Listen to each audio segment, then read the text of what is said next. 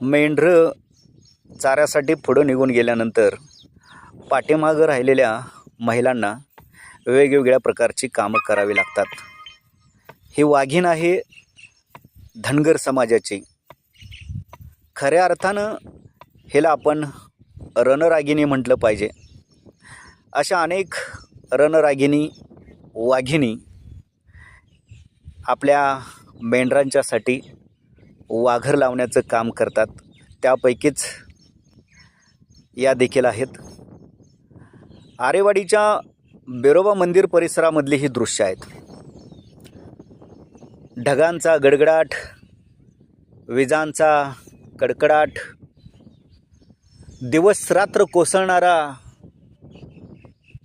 आणि मी म्हणणारा पाऊस,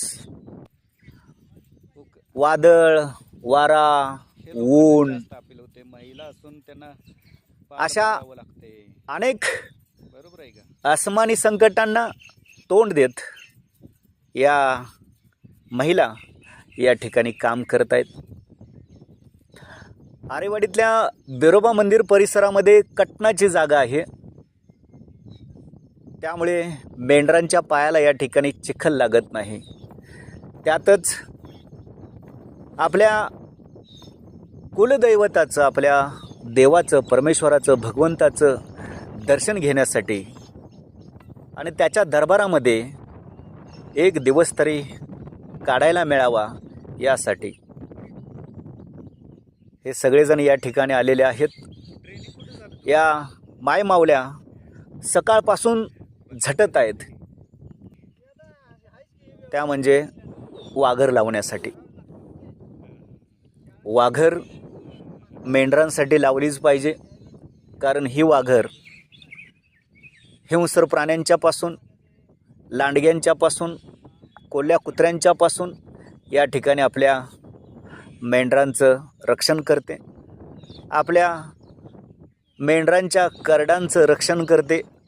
त्यामुळे या चिल्यापिल्यांची काळजी घेण्यासाठी, मेंढरांची काळजी घेण्यासाठी अशा पद्धतीनं मेंढपाळांना वाघर लावावी लागते. हा मामा देखील त्यांना या कामामध्ये मदत करतोय. मामा ओझी वाहून नेतोय. मामाच्या बरोबरीनं त्याच्या खांद्याला खांदा लावून या मायमावल्या देखील ओझं वाहून नेण्याचं काम करतायत.